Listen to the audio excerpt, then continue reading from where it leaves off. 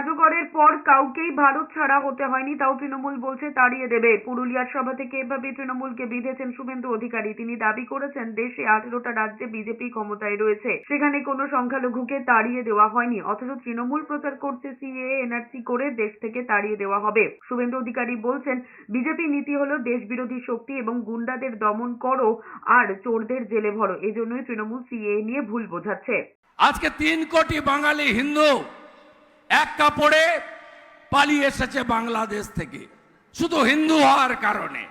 মোদিজি তাদেরকে নাগরিকত্ব দিয়ে দিতে চান, সিএএ লাগু করেছেন, ইনি তার বিরোধিতা করছেন।